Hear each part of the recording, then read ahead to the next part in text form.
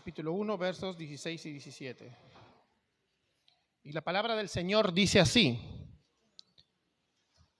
porque no me avergüenzo del evangelio, porque es poder de Dios para salvación de todo aquel que cree, el judío primeramente y también del griego, porque en el evangelio la justicia de Dios se revela por fe y para fe, como está escrito, más el justo por la fe vivirá. Amén. Inclina tu rostro, vamos a hacer una oración para que el Señor nos guíe esta mañana. Padre Santo, te damos gracias por esta mañana. Gracias por el privilegio inmerecido de poder servirte. Ilumina nuestros corazones para que podamos entender lo que tu voz, tu palabra escrita, Señor, inspirada por el Espíritu Santo, quiere decirnos esta mañana, para poder aplicarlo en nuestra vida, vivirlo y mantenerlo para siempre en un acto de adoración, Señor. Ayúdanos, Señor, como iglesia, a poder vivir lo que vamos a aprender y a que el evangelio siempre sea la bandera que levantamos, sean las circunstancias que sean, Señor. Cristo debe estar por sobre todas las cosas. Cristo es el Rey. Amén y amén. Amén, hermanos. Bueno, la semana pasada hablábamos que Pablo estaba feliz, ¿no?, por la iglesia y daba gracias a Dios por la iglesia. Estaba feliz porque la verdad él sabía que esta iglesia era posible, o sea, este grupo de creyentes era posible solo por un acto soberano de amor de Dios al expiar la culpa de un pueblo, ¿no? No solamente en Roma, sino en todo el mundo. Y este pueblo es un cuerpo, amén. Y este cuerpo se mantiene unido, Este cuerpo se mantiene unido en el amor y en Cristo. Somos una familia espiritual y estamos llamados a vivir de esa manera, unidos. También lo podemos ver en Efesios capítulo 4, del 1 al 6, unidos en el vínculo de la paz. Pero no hay más paz que Cristo mismo, hermanos, amén. Unidos en ese vínculo, en el poder del Espíritu Santo. No podemos tener solamente una unidad como la del mundo que muchas veces hasta parece fiel, ¿no? Hay cierto tipo de unidad que es, por ejemplo, tú eres mi amigo, tú eres mi brother, ¿no? Esa es una unidad que no es mala, pero no es la unidad espiritual. Nosotros estamos unidos con nuestros hermanos, no solo porque tenemos un afecto, que es cierto por ellos, sino porque estamos unidos en un pacto, estamos unidos en un cuerpo. Todos somos parte del mismo pacto con Dios y somos parte de la familia de Dios. Amén. Entonces te das cuenta que tu amistad y tu amor cristiano es más profundo de lo que te esperabas. Por eso ese pacto y amor cristiano no se puede romper con simplemente no me cayó, no nos entendimos. Por eso el Señor ha dejado en su palabra cómo resolver los problemas. La unidad tiene que ser así. Tus emociones, tus problemas, tus circunstancias no justifican que tú seas hostil con tu hermano, no justifican que tú tengas una tensión. Tus hermanos y tú deben reconciliarse, todos debemos reconciliarnos. Amén. Bien, entonces esa iglesia unida así y tal cual, ¿por qué existe?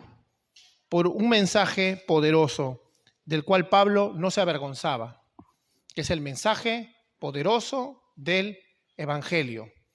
Ahora, Pablo dice, no me avergüenzo del evangelio, porque humanamente, tal vez podría una persona avergonzarse en ese tiempo y ahora también, por otras circunstancias, de este mensaje de Jesús. ¿Por qué avergonzarte del mensaje de Jesús? Porque para el tiempo en el que el evangelio estaba siendo predicado en el siglo I, le parecía una cosa de locos a ciertas personas. Por ejemplo, te voy a leer primero la carta a los Corintios, capítulo 1, en el verso 21. ¿Ya? Primera carta a los Corintios, capítulo 1, en el verso 21. Porque ya en la sabiduría de Dios, el mundo no conoció a Dios, dice, de su propia sabiduría, sino que agradó a Dios mediante la locura, en otras versiones dice la necedad de la predicación, salvar a los que creen. Ahora, entendiendo el pasaje en su contexto, o sea, el evangelio no es una locura, ¿no? Sino que es locura para los demás.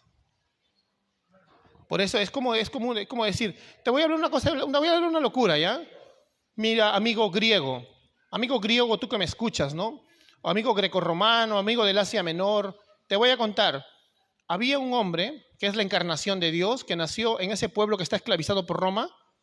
¿Qué me van a decir? En ese pueblito, sí. Y era un carpintero. Pero cuando tenía 30 años salió a predicar las buenas nuevas, que Él es el Hijo de Dios y es Dios mismo en la carne. pero aún así su pueblo no lo recibió y lo traicionó. Y fue llevado a una cruz. Y al morir en esa cruz expió los pecados de todos, según las costumbres hebreas. Incluso lo tienes que explicar así al griego, ¿no? Porque ellos no saben qué es expiación. Entonces, ¿qué estás hablando? Te diría un griego, ¿no? ¿Estás loco? Es una locura para ellos. Es una locura. Y para el judío era una blasfemia. ¿Estás diciendo que Jesús Nazareno, el revoltoso que crucificamos hace tiempo, es el Mesías? Así estaba el panorama. Entonces, humanamente, ante la comunidad judía de Roma, o de cualquier país de Asia Menor donde haya iglesia, porque por la diáspora, o sea, por la dispersión de los judíos, se habían esparcido por toda esa zona, predicar que Jesús era el Mesías y que era Dios era una locura. Por eso Él les dice, la locura de la predicación, es como un sarcasmo, ¿ves? La locura de lo que te estoy hablando, ¿no? Como otras veces Pablo en Corintios dice, permítanme la locura de explicarles, ¿no? Ya, si quieres que estoy loco, pero escúchame, ¿no? Porque al fin y al cabo no te voy a convencer, ¿no? Es la palabra de Dios la que va a entrar en tu corazón y va a destruir ese caparazón que está ahí. Entonces, para los judíos, el evangelio de Cristo era una blasfemia y no aceptaban al Mesías, incluso lo traicionaron, ¿no? Los mismos judíos lo traicionaron y lo siguieron traicionando hasta ahora. Recuerden que nosotros amamos a las personas judías y oramos para que se conviertan al Mesías, porque los judíos, queridos hermanos, no son un cristianismo sin Jesús, ¿ah? Los judíos son una religión que se deja llevar por tradiciones que se llaman el Talmud y que incluso hay blasfemias contra Cristo.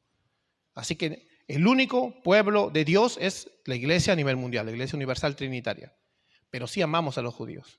Pero los judíos no amaban en ese tiempo el mensaje de Jesús. Entonces Pablo, si tú lees casi todas las cartas paulinas o el libro de los Hechos, te vas a encontrar a Pablo perseguido por los mismos judíos. ¿Quiénes eran los primeros que levantaban la voz y hacían un escándalo cuando Pablo iba a una ciudad? No eran los paganos, eran los judíos. Lo apedreaban, lo correteaban. Por eso él decía, peligros de malhechores, peligros de los de la circuncisión tengo, dice, ¿no? Porque los mismos judíos se iban contra él. Entonces era lógico que Pablo o cualquier otro cristiano no solo tuviera vergüenza, sino hasta miedo. Te les daba miedo predicar de Jesús, porque ibas a hablar de Jesús en un lugar hostil al evangelio donde es posible que te pudieran hacer daño. Por eso Pablo en Corinto también recomienda, en la carta a los Corintios, que si vas a ser misionero, te es bueno quedarse como él, o sea, soltero. Porque si vas a cargar con tus hijos, los vas a arriesgar a que los maten contigo, ¿no? O sí, que luego lamentablemente la iglesia romanista lo ha agarrado como un dogma para que no se case ningún ministro, ¿no? Que no está bien. Bueno, entonces Pablo dice, no me avergüenzo del evangelio, que también podríamos hablarlo de forma negativa, o sea, inversa, y Pablo está diciendo, estoy orgulloso del evangelio. ¿No? Estoy orgulloso de predicar de mi Cristo. Estoy orgulloso de predicar del Cristo resucitado. Estoy orgulloso de llevar las buenas nuevas de Jesús. Preguntémonos, tal vez nosotros en nuestra sociedad podemos tener un círculo que nos presiona, una cosmovisión anticristiana, en el cual nosotros podríamos estar comenzando a ser tentados a que nos avergoncemos del evangelio. Porque todo va a empezar así. Cuando tú y yo vamos a concederle a la cosmovisión incrédula algo que en apologética o en defensa de la fe se llama el mito de la neutralidad. No sé si te ha pasado, porque a mí sí, hasta cuando comencé a estudiar un poco más me di cuenta que no es sectario que tú tengas tus convicciones bien claras. No concederle al incrédulo, ¿no? Concederle al incrédulo la oportunidad de que él diga si Dios existe o no. O sea, él lo puede decir, pero para mí tú estás mal, le digo. Bueno, respeto tu opinión. Ya, eso a partir del siglo XX ha empezado, ¿eh? Antes ningún cristiano decía eso. Nadie se avergonzaba del evangelio, ¿no? Nosotros comenzamos a tenerle miedo a los que... Porque ¿a qué le tememos? A esa cosmovisión anticristiana que la vas a encontrar en las universidades especialmente. Bueno, los que ya pasaron la universidad lo saben. Y los que van a estar en la universidad ahorita es peor que hace 10 años, es peor que hace 20 años. Pero ha habido grandes apologetas, tanto de la escuela presuposicional o de otra escuela, como Jock McDowell, por ejemplo, ¿no? Que sabían responder y eran un orgullo para la fe cristiana, ¿no? Sabían responder en una universidad sin caer en debates violentos ni discusiones malas. Con la fe y con la razón se responde al incrédulo, pero no se permite el mito de la neutralidad. No permitimos nosotros que ellos se pongan como juez de nuestro Dios, ¿no? La cosmovisión anticristiana no va a juzgar a nuestro Dios. Nosotros no lo podemos permitir. No significa que tú te vas a poner en plan peleón. No te lo voy a permitir. No, simplemente le decimos, yo pienso esto. Se acabó, ¿entiendes? Así, se acabó. Ahora, ¿tú piensas otra cosa? Bueno, no lo comparto. No digo lo respeto, no lo comparto. Ahora, si quieres, conversamos sobre eso y llegamos a una conclusión. Tal vez la otra persona no va a creer, pero nuestra meta tampoco no es ganarle un debate, acuérdate, es ganarlo para Cristo. Sí que tienes que tener mucha paciencia.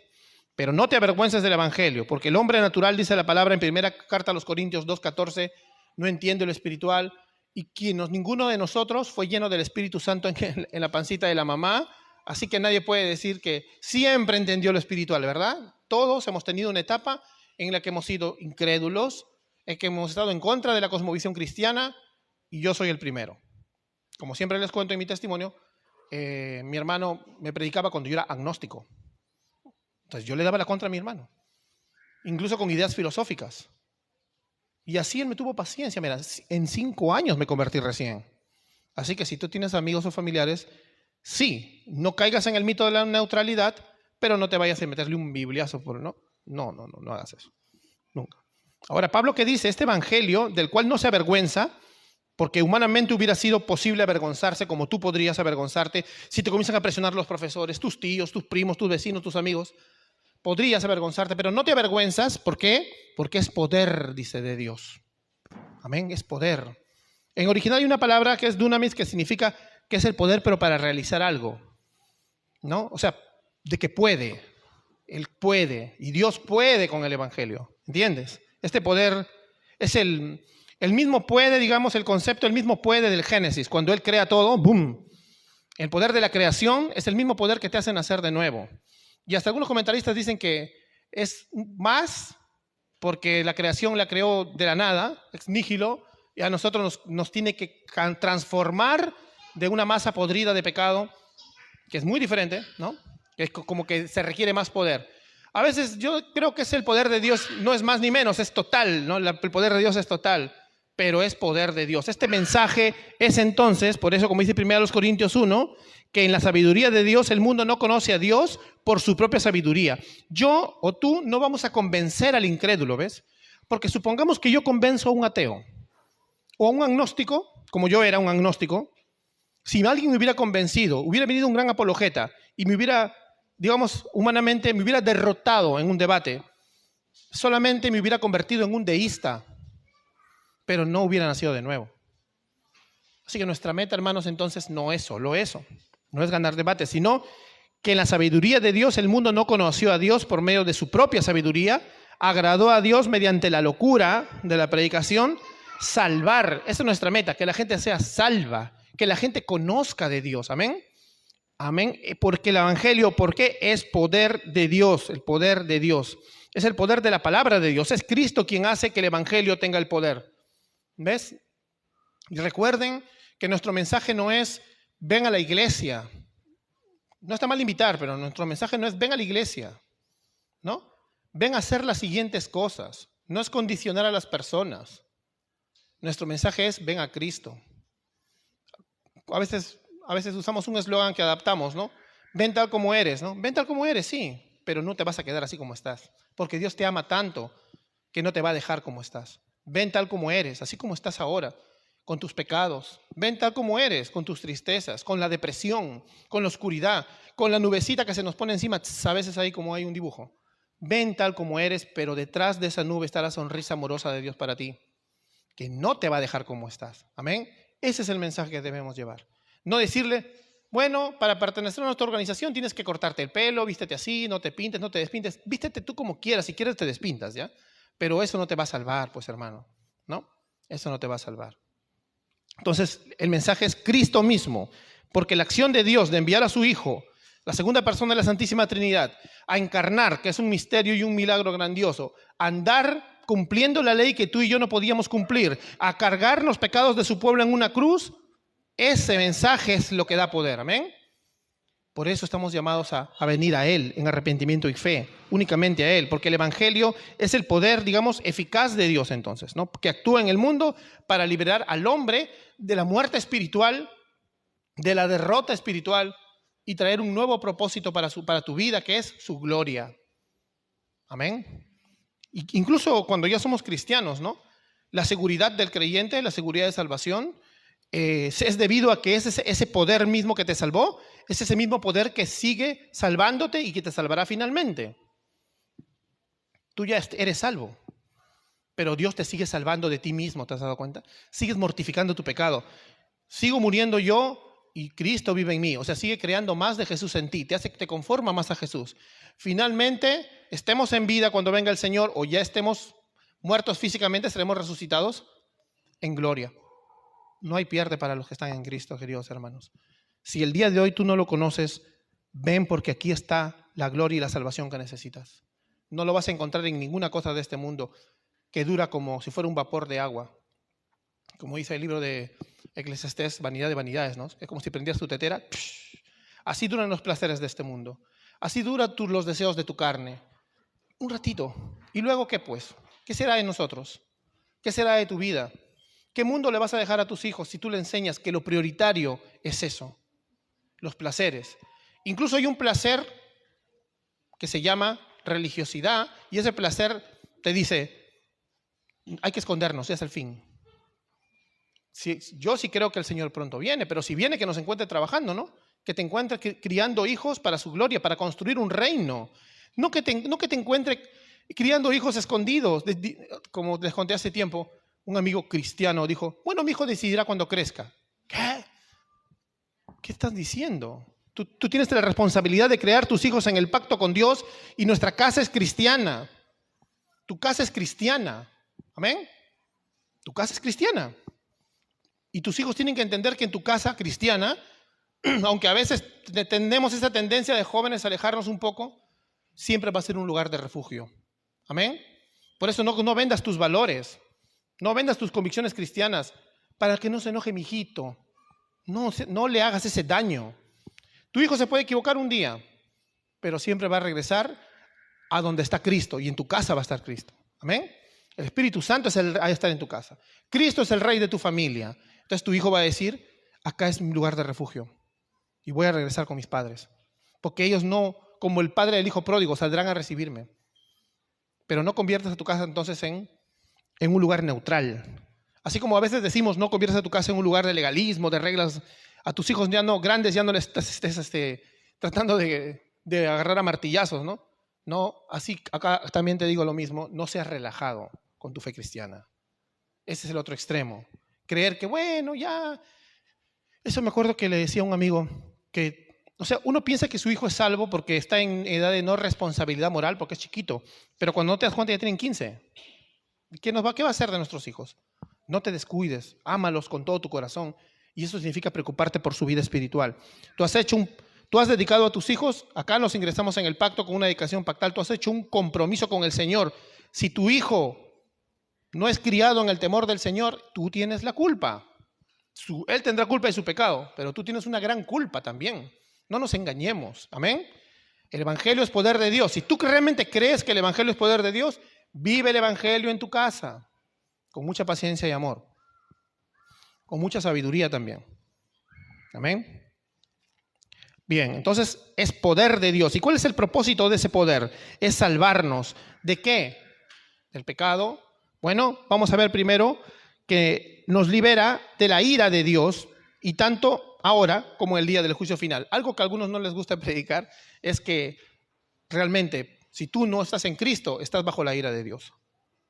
Si yo no te digo la verdad, es como si yo fuera un médico que ve que tienes una enfermedad y como tengo miedo a que ya no vengas o quiero seguir recetándote medicinas misteriosamente, te digo, búscate una segunda opinión.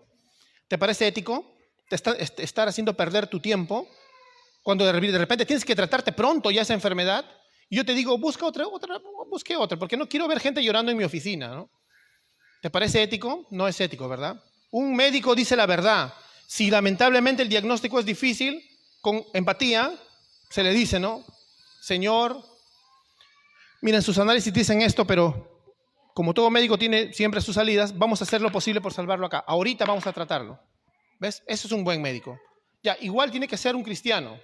Si tú lees la palabra y la palabra dice que los seres humanos sin Cristo estábamos muertos en delitos y pecados bajo la ira de Dios, recuerden que la ira de Dios no es una ira carnal y mala como la nuestra, sino que es el santo castigo justo de Dios, ¿no? Eso es la ira de Dios. Yo no te voy a decir que, ay no, no hay problema, está todo bien, todo está bien. No te digo que humilles a la gente, pero di lo que dicen las Escrituras, ¿no? Y el Señor en el Evangelio nos libra justo de eso. Entonces la gente tiene que saber que Cristo lo va a librar de eso para que se arrepienta, crea y sea libre de eso. ¿No?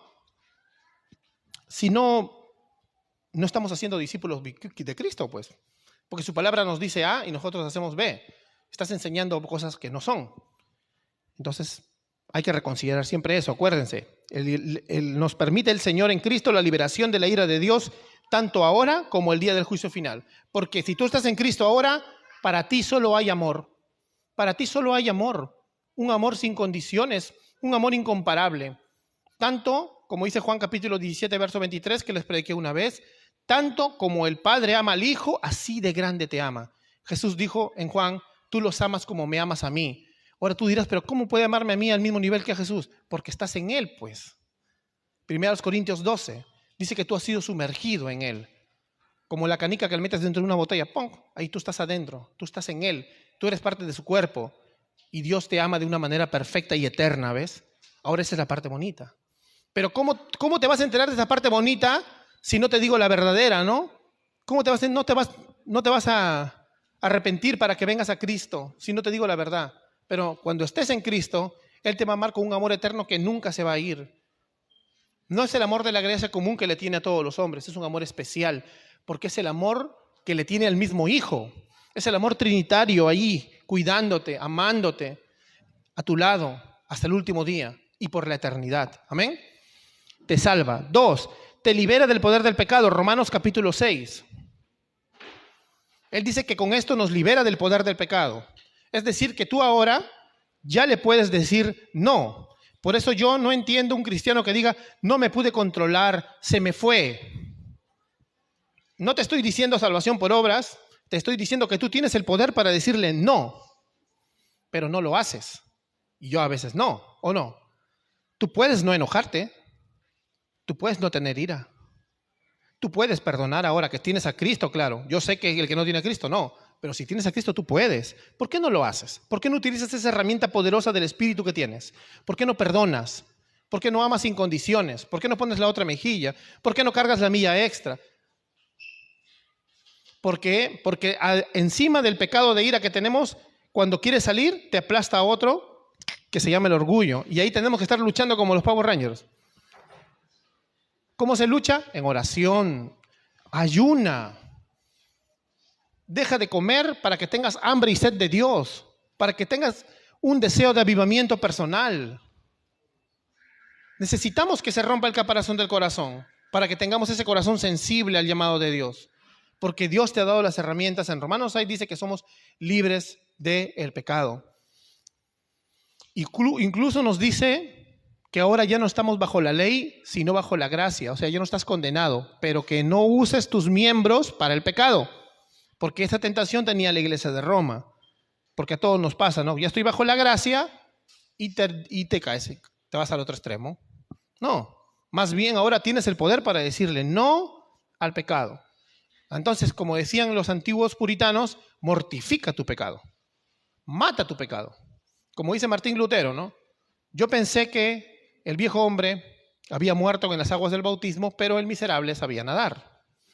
Y eso creo que lo hemos experimentado todos, ¿no? La verdad, todos los días tú piensas de repente, por ejemplo, hoy día tienes un día muy espiritual de oración y te sientes en tu conciencia y en tu corazón bien, ¿no? Pero mañana cualquier cosita te ofende, ¡plum! Así te explotas en ira. Y ya pecaste contra Dios ya. ¿Por qué? Porque te confiaste. No, nunca te confías en ti mismo. Ve a la cruz, en ese Dios que te ama, te quiere restaurar. No existe pecado que Él no restaure de sus hijos. No existe. La misericordia es para siempre. Otra cosa de la que te ha librado es del poder de la muerte. Amén. Él es la resurrección y la vida. El que tenga fe, aunque esté muerto, vivirá, dice el Evangelio de Juan. Le dice Jesús a sus discípulos. Y es cierto, Él te ha librado del poder de la muerte. ¿Alguno de nosotros va a tener que partir? Pues vamos a resucitar y vamos a volver a estar juntos. Amén. Él te ha librado del poder de la muerte. Por eso a veces decimos, ¿no? En Cristo ya no hay pierde, porque si te mueres te vas con Él, ¿no? No a veces decíamos así, porque es verdad, pues, es verdad. Él te ha librado de ese poder de la muerte que es el más fuerte. El más fuerte. Porque como dicen en el mundo, ¿no? Todo tiene solución menos la muerte, pero para nosotros no. Para nosotros la muerte ya fue derrotada, ya tiene solución. Y humanamente nos va a doler ver las partidas, pero Satanás, el pecado, no se salen con la suya, porque el Cristo ya ha vencido. Amén. La victoria es del Señor. Y algún día estaremos todos juntos, con toda la iglesia universal, adorándole, habitando un cielo y una tierra nuevos. Así que nadie nos debe quitar nuestra esperanza. Nadie nos debe quitar nuestra esperanza. ¿De qué más te ha traído? Te ha traído la reconciliación con Dios y esa paz que proviene de Él. Es algo que también deberíamos buscar, porque es parte del fruto del Espíritu Santo. La paz del Espíritu Santo te va a traer paz interior también. La paz que necesitas. A veces no estamos en paz.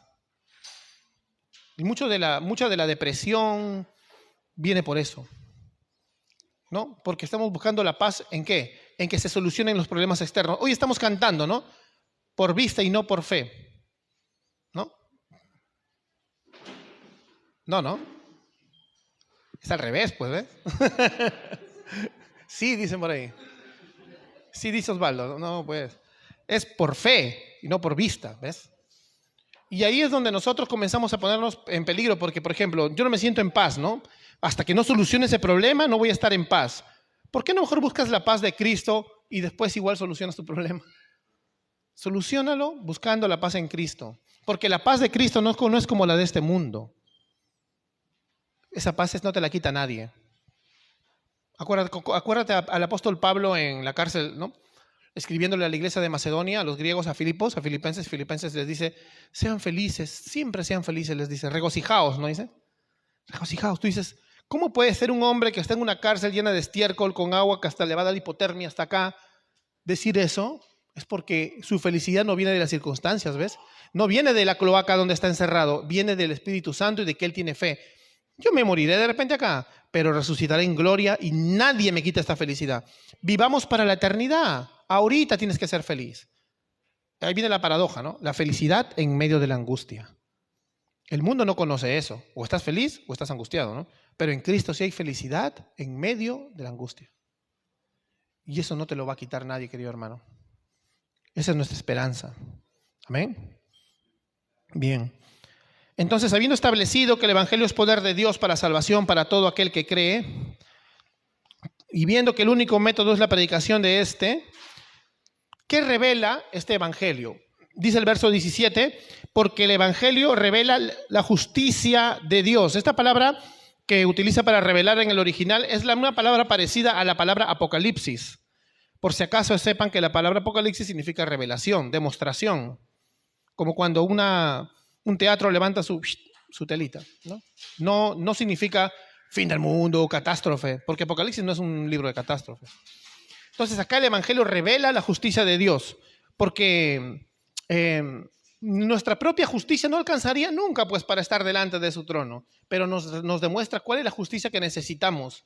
La justicia ganada por Cristo, viviendo una vida perfecta, que es la que te ofrece a cambio de nada, a cambio de nada. Dios es justo y ha mostrado ser fiel en sus promesas, en su relación con su pueblo. Amén. Entonces, la justicia de Dios que se descubre en fe y para fe. Dios es justo para salvar. Dios es justo para salvar. Por eso, antes, no sé, hay gente que pensaba de que, bueno, que Diosito es bueno y me tiene que salvar. ¿Estás seguro? ¿No? ¿No es ser un poco sinvergüenzas con Dios? No es que Dios es bueno, dice la Biblia, pues no. Ya pues, ¿y por eso tiene que salvarte? Si un juez justo y bueno deja salir un delincuente, que estamos de moda ahorita en esta sociedad, tú dices que es corrupto, ¿verdad? Dices que está mal. No, no puede ser, porque no debe dejarlo salir. La ley dice A y el juez tiene que legislar conforme a la ley. ¿No? Pero tú dices, entonces, ¿qué debe pasar? Alguien debe pagar esa fianza. Pues ya fue pagada hace más de 2000 años en la cruz, ¿ves?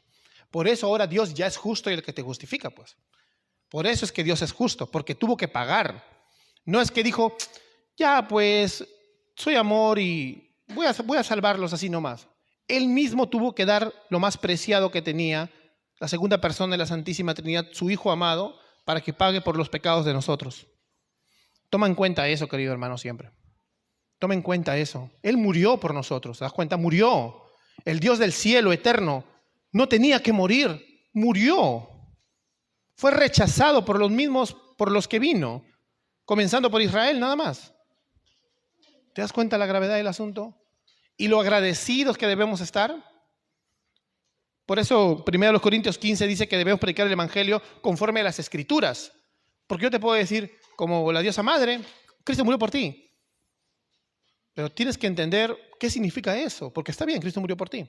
Pero es algo tan grande y extenso entender que nosotros éramos sujetos de la ira y de la condenación y que Dios puso a su Hijo para que reciba esa ira y esa condenación. Isaías capítulo 53. Él es el Cordero expiatorio verdadero, definitivo. Por eso cuando Él está en la cruz dice, consumado es. Se acabó. Eres salvo. No, tengo que sumarle una reglita. No, Señor, consumado es. Amén. Bien.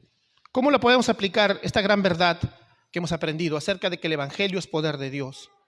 Y que no debemos avergonzarnos entonces de este regalo de amor, este sacrificio poderoso y potente de Dios, dunamis, ¿no? Potente sacrificio de Dios. ¿Cómo no debemos avergonzarnos? ¿Cómo no podemos hacerlo para concluir? Porque mira, avergonzarse del Evangelio puede ser en parte, mira, cuando en tu corazón tú no estás en una profunda relación con Dios y permites que las voces de la cosmovisión anticristiana del mundo entonces comiencen a ir sobre ti. Ahí te comienzas a avergonzar del Evangelio. Pregúntate ahorita en tu corazón, ¿tú te avergüenzas de Cristo? ¿Te da vergüenza? ¿Te da vergüenza en la universidad decir, bueno, soy cristiano? Si tú te avergüenzas, es posible que tengas que remeditar tu fe. ¿Eres realmente salvo? Si hoy día te vas al otro mundo, te vas realmente al cielo, te vas en la presencia de Cristo. Él dice que a los que me nieguen delante de los hombres, yo los negaré delante de mi Padre. Porque significa que no estás en Él, pues. No estás. Un hombre verdadero, una mujer verdadera que ha nacido de nuevo, puedes tener tus errores, ¿ah? Puedes ser el hombre más, el cristiano que ha caído 50,000 veces más que los demás en la tierra, pero nunca vas a negar a Cristo, ¿amén? No me avergüenzo del Evangelio, porque errores vas a tener, pero de Cristo no te vas a avergonzar nunca. Entonces piensa, ¿qué está pasando con tu vida, no? ¿Por qué te callas? ¿Por qué permites que las voces anticristianas sean válidas para ti? ¿Cómo vas a permitir que alguien que blasfema de tu rey tenga una opinión válida siquiera? Tú lo permites porque callas, te avergüenzas, ¿no? Tú tienes que decirle, yo tengo una creencia conforme a la Biblia, que es única, buena, verdadera y contundente. Es un mensaje lleno de amor y también es para ti. No, que no sé cuánto. Bueno, no hay problema. Porque yo no lo voy a convertir, recuerda a las demás personas, ¿ah? No las voy a agarrar a bibliazos, ya te he dicho. Pero mantén tus convicciones firmes. Clámale al Señor si es que te ha pasado o te está pasando. Yo no me quiero avergonzar de ti. De repente no lo has hecho a propósito. De repente eres una persona que has tenido mucho miedo. De repente alguna vez nos ha pasado a todos, ¿no? Nos ha pasado a todos. Entonces, otra forma de también avergonzarnos del Evangelio es algo un poco más personal. Mira, es cuando tú sí proclamas a Cristo, pero a la hora de la prueba tú mismo no te la crees. No te crees el Evangelio, ¿no? En tu corazón sigues cargando la culpa y olvidas que Cristo ya pagó por esa culpa ya. No sé si has visto ese tipo de cristianos. Me acuerdo que vi un artículo, el nombre es feo ya, pero se llaman los cristianos frustrados. Son cristianos que entienden el Evangelio, entienden la justificación por la fe, pero a la hora de la prueba sienten que tienen la culpa todavía de cosas del pasado, de cosas de su niñez, de cosas de ahora. Siguen sintiendo esa culpa. Acuérdate que todo eso ha sido pagado por completo en la cruz y tú ya no tienes culpa. Y no te estoy diciendo que te relajes y que digas, bueno, cuando peque voy a decir, bueno, ya pagó Cristo y no me voy a arrepentir. No, arrepiéntete. No te estoy hablando de eso. Te estoy hablando de cosas externas, ¿no? De que tú de repente estás cargando con culpa, con vergüenza, con pesadez. Hoy es el día para que seas libre. Créele a Jesús, querido hermano. Cree que realmente ha muerto por ti, que Él realmente ha cargado todas esas culpas y esas heridas que tienes. Y Él te va a sanar en un proceso, claro está. Pero Él ha prometido que va a cambiar tu corazón de piedra por uno de carne. Y eso es una promesa. Hoy estamos leyendo sus promesas, ¿no? Nosotros queremos sus promesas, hemos estado cantando, ¿no? No cantes mentiras, pues cree lo que cantas. Si hoy día has cantado eso, créelo. Tienes que creerlo, ¿no? Yo sé que este mundo, el enemigo, tú sabes quién te va a estar recordando tus errores, ¿no? Te va a recordar cada error, cada caída. Y a veces, lamentablemente, hasta hay cristianos que te paran recordando, pero tú no aceptes esa vergüenza, ¿no? Como te digo, no seas relajado, pero no aceptes lo que ya Cristo ha pagado y es parte de tu pasado. No lo aceptes como cierto. No dejes que eso te limite, no dejes que eso te frustre. Y lo peor de todo, que ya ni siquiera comiences a predicar el evangelio ni a discipular a nadie. No, es que estoy mal porque tengo esto. Y en realidad muchas cosas son culpas que tú misma te estás llevando y tú mismo te estás llevando como una mochila y te hace más pesado, más pesado. Como el varón del progreso del peregrino, ¿no? Ya no podía más con su propia carga. Pero si Cristo se quiere llevar esa mochila, ¿por qué no se la das? ¿Por qué no le das esa mochilita a Cristo? Por ahí te va a decir, es que eso es ser sinvergüenza. Eso es ser sinvergüenza, te dicen. Claro, pues, sí.